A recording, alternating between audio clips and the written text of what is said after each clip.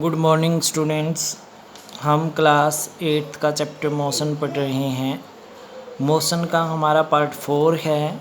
आज हम पार्ट 4 करेंगे। पार्ट 4 में देखेंगे क्या है। In general more than one force may be acting on an object. अगर हम बात करें जनरल तो एक ऑब्जेक्ट पर एक से ज़्यादा फोर्सेज लग सकती हैं। However the effect on the object is due to net force acting on it.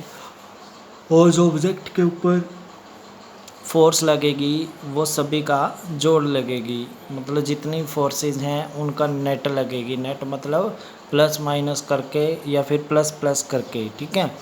A force can change the state of motion. एक बल होता है जो वो बदल सकता है स्टेट ऑफ मोशन, गति की स्थिति को। कैसे? Let us now find out what happen when a force act on an object. क्या होगा जब किसी भी ऑब्जेक्ट पे कोई फोर्स लगी हुई होगी। देखो एक्टिविटी 11.3 है, ध्यान से पढ़नी है हमने। एक्टिविटी 11.3 में क्या है। Take a rubber ball and place it on a level surface such as table top और ए concrete floor.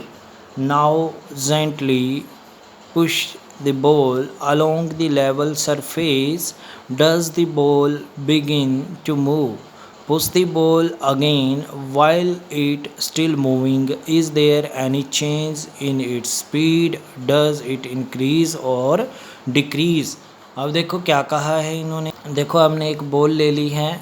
बॉल को हमने किस पे ले लिया? जो हमारी स्मूथ टेबल है उस पर ले लिया, या कंक्रीट फ्लोर है जो हमारा घर का क्या है, फ्लोर फर्श है, उस पे ले लिया।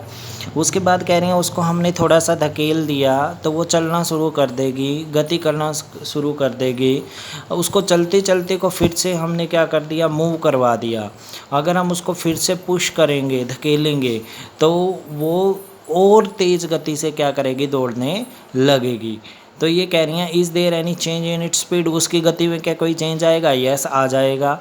उसकी स्पीड बढ़ेगी या घटेगी? बताओ। बढ़ जाएगी। उसकी स्पीड क्या हो जाएगी? बढ़ जाएगी। Next, place your palm in front of the moving ball. Remove the palm as soon as moving ball touches it. Does your palm apply a force on the ball? What happens to the speed of ball now? Does it increase or decrease? What would happen if you let your palm hold the moving ball? अब देखो इन्होंने क्या कहा है। देखो यहाँ पे बात कर रहे हैं कि नेक्स्ट क्या है। आगे आपने क्या किया, चलती हुई बॉल के आगे थोड़ा सा हाथ लगा दिया। जैसे ही बॉल ने आपको टच किया उसी टाइम आपने हाथ क्या कर लिया, उठा लिया। अभी वो पूरी तरह रुकी तो नहीं है, पर उसकी जो स्पीड है वो क्या हो जाएगी, कम हो जाएगी, क्योंकि हमारे हाथ ने क्या लगाई, कोई ना कोई फोर्स लगाई उसको रोकने के लिए। Does it increase or decrease? Decrease होगी हमारी जो स्पीड होगी। What would happens if you let your form all the moving ball? अगर आप मूविंग बॉल को रोकने के लिए अपना हाथ वहीं पे रखते हो तो क्या होगा?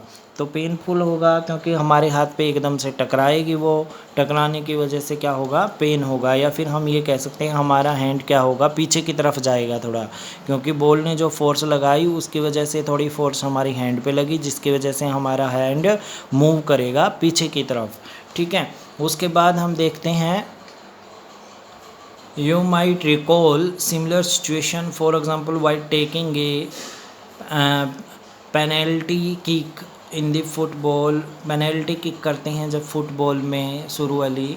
The player apply a force on the ball. Player क्या करेगा, अप्लाई करेगा फोर्स किसके ऊपर, बॉल के ऊपर। Before being hit the ball was at rest so its speed was zero.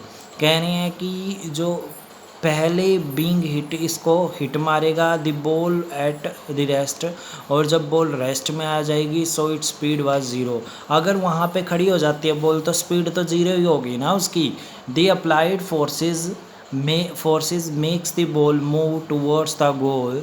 जो अप्लाइड फोर्सेस होगी बॉल के ऊपर वो move towards the goal, goal की तरफ मूव करेगा। Suppose the goal keeper drive और jump to save the goal.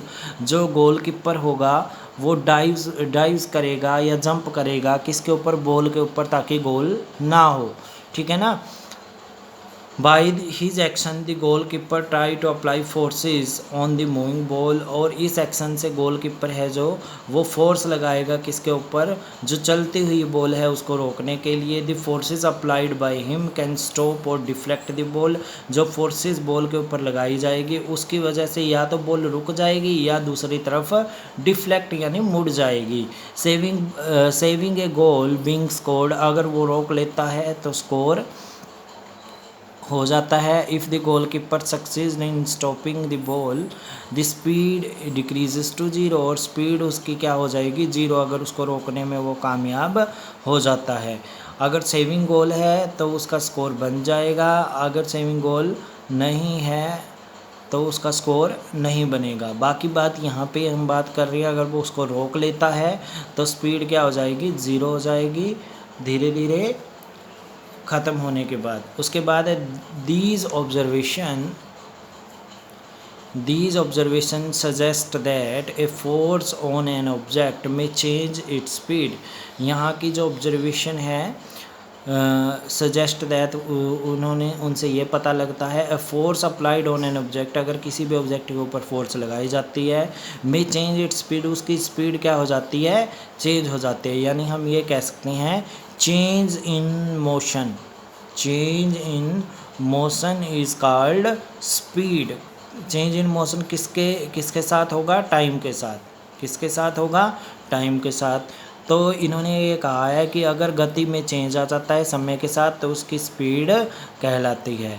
If the force applied on an object in the direction of motion, अगर force किसकी डायरेक्शन में लगाई जाती है, जिस तरफ ऑब्जेक्ट मूव कर रहा है उस तरफ, तो स्पीड क्या हो जाएगी, इंक्रीज। अगर अपोजिट डायरेक्शन में लगाई जाए to the direction of motion, then result in the decrease in the speed of object, उस ऑब्जेक्ट की स्पीड क्या हो जाएगी, डिक्रीज हो जाएगी। अब यहाँ पे एक एग्जांपल दिया गया है, देखो यहाँ पे एक टायर लिया हुआ है, टायर पे वो मार रहा है, रबर टायर है ये, मार रहा है, जिस साइड में वो टायर चल रहा है उसी साइड में अगर वो मार रहा है तो वो उसकी स्पीड क्या हो जाएगी, टायर की इंक्रीज हो जाएगी। अगर वो अपोजिट डायरेक्शन में मारे, जिस साइड में चल रहा है उससे अपोजिट मारे, तो वो क्या हो जाएगा, रुक जाएगा, क्योंकि एक तो in the direction of motion, जिस साइड वो चल रहा है उसी साइड मार रहा हो तब तो स्पीड इंक्रीज हो जाएगी, अगर दूसरी साइड मार रहा है अपोजिट डायरेक्शन में तो स्पीड डिक्रीज हो जाएगी। इस तरह से ये एग्जांपल दिया गया है। उसके बाद है हमारे पास पहेली is curious to know whether the application of forces can only change the speed of object, let us find out. क्या इससे सिर्फ स्पीड ही क्या होती है, कंट्रोल होती है। जो हमारे पास हमने ऊपर पढ़ा है कि अगर हम क्या करते हैं, किसी भी ऑब्जेक्ट के ऊपर फोर्स लगाते हैं, क्या उसकी स्पीड ही चेंज होती है, ये कहा गया है इसमें। देखते हैं,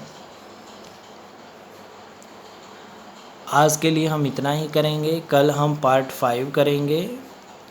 अब इससे रिलेटेड क्वेश्चन आंसर वही सेम होमवर्क रहेगा, 5 इम्पोर्टेंट फैक्ट। आज के लिए इतना ही। Okay dear students, have a nice day.